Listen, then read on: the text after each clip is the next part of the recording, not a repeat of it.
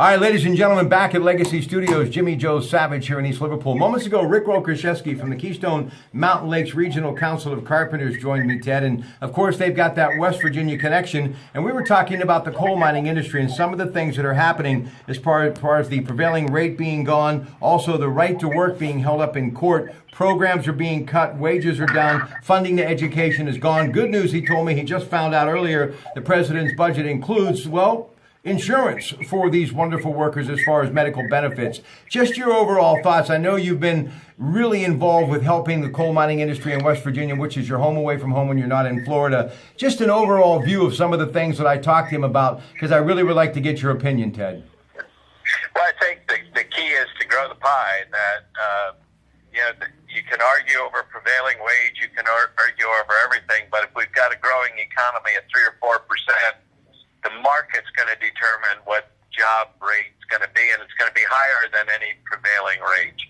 So I think the key is for a tax cut to go through Congress, and that the money come back to the private sector so that the government hogs, if you will, don't usurp it and move on without really consideration of the marketplace as to where it goes. Last thing on the business of business, then we'll get to sports. You know, last night on my radio show, Rick dropped by and had some callers talking about natural gas being another reason why the demise of the coal industry is underway. I believe, and I believe you've said the same thing, there's got to be a way for the two to actually work together. And we know about the Shell petrochemical plant. We've heard the story about the Bruce Mansfield fired coal plant that I think is extremely important. We all know, and I love First Energy and that nuclear plant. So is there a place in the world for the nuclear energy industry to work hand in hand with coal-fired nuclear plants and also natural gas plants, the one that will be actually powered by natural gas, that Shell petrochemical plant just downriver in Monaca, Pennsylvania? Can they work together? Let me tell you, Rob, when I was 19 years old, I worked at Republic Steel on West 25th Street in Cleveland, and Republic Steel generated its own electricity through a power plant there, and they generated 25-cycle electricity, which is different than the 60-cycle that we use predominantly in the United States. And my job was to help manage the maximum BTU output between coal, coke oven gas that was a byproduct of making steel, and natural gas. So way back then, they were already combining these fuels to maximize BTU output. So if they could do it back then to generate 25-cycle gas, we can do a whole lot. As long as we've got energy, we can be efficient and compete with the world energy markets. Well, that's what I like to hear, because I believe there's a place for all of them, and I want these people to keep working, moving forward, being able to self-sustain their lifestyle by taking care of their family, educating, feeding, and putting a roof over their head, and that sounds good to me. Now, before we get to Canelo Alvarez and Julio Cesar Chavez, I had a chance to see Liev Schreiber, one of my favorites, Ray Donovan, the voice of the NFL Network.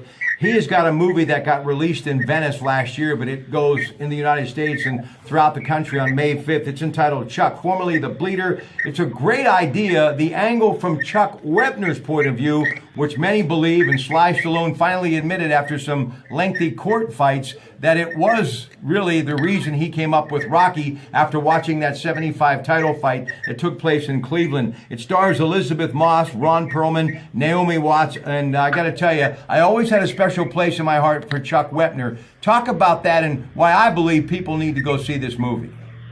Well, if you remember those fights, they were bloody.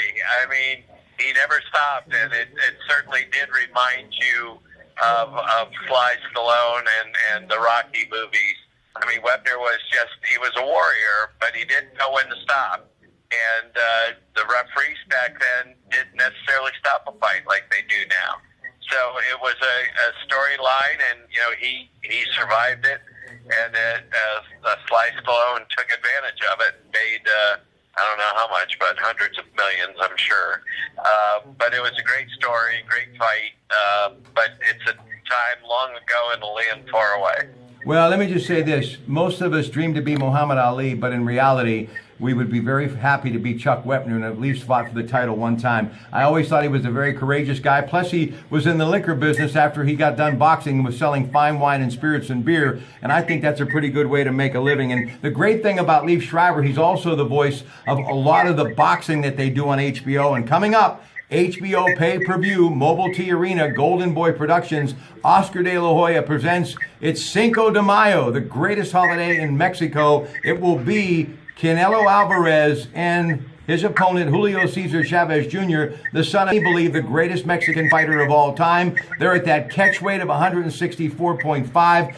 And the reason being, he's had something in the past. We're talking about Julio Cesar Chavez Jr., who thought he couldn't make the weight. But recently, his manager, Sean Gibbons, released some pictures. He's ripped and looks like he's ready to go. And I think that could really be trouble for the body-punching, very low-to-the-ground Canelo Alvarez, because you're looking at 4 inches in height advantage and 3 inches in a reach advantage. So the last thing he wants is the fact that Julio Cesar Chavez could be in shape for this fight. That could pose a problem because after the weigh-in Friday, he's going to put on like 20 pounds after they have a chance to hydrate. So that means there's going to be a lot more wallop to his punch. Well, Julio Cesar Chavez has height for sure. And I don't think that Canelo can overcome it with speed because he's not that fast. But he's a bull. He'll come straight forward. So Chavez has got to fight from the outside. He can't get stuck trying to fight on the inside like his dad did. His dad was an extremely successful inside fighter. I think he's going to have to box and move, and he has not been that adept at that in the 2 fights that he lost. So I think that's going to be the key for his success, is fight from the outside. And I also think Canelo Alvarez's footwork is going to be his key as well. Alvarez, 48-1-1, 34 knockouts. That loss to Floyd Mayweather. And Julio Cesar Chavez Jr., 52-1. And after losing, he has come back and won 2 since. And here's the thing that I look at. You know who really has the most to lose here? And I got to give him credit for putting his career on the line as a promoter like he did as a fighter, the guy that beat Julio Cesar Chavez Sr. twice, obviously late in his career, but he still beat him. He was a great fighter, a champion, an Olympic medalist, and a very savvy businessman. Julio Cesar Chavez is not his guy. Canelo Alvarez is. And for another proud Mexican and a great fighter, Oscar de la Hoya, to promote this fight, he is really rolling the dice big time, Ted. Yeah, he is, but there's no other fight out there that really is a money fight right now. The only fight that would be a really big money fight is Golovkin at Triple G at that weight, and he's not going to get that right now. I don't think he wants to fight him because I think he's a little bit afraid of him, if you want to know the truth. So I think this is money fight that they can get, and I think they feel confident. But the scary part will be if they're a little bit overconfident, because Cesar Chavez is a good fighter. All right, last thing about this fight. Will he now, as he and his handlers have said, Canelo Alvarez fight full-time as a middleweight, and thus the possibility of Gennady Golovkin down the road? And after Triple G's last appearance, in which he didn't look great, you got to believe now more than ever, especially if he gets through this fight, they're going to want to make that multi-million-dollar fight happen. I think that's the biggest fight out there right now. And I think, he's growing into the middleweight stature. I don't think he's going to have a choice. I think that's, if he gets through this and wins, now if he doesn't win, there will be a rematch. But if he gets through this and wins, that's the only big money fight really out there for him. I mean, big money fight.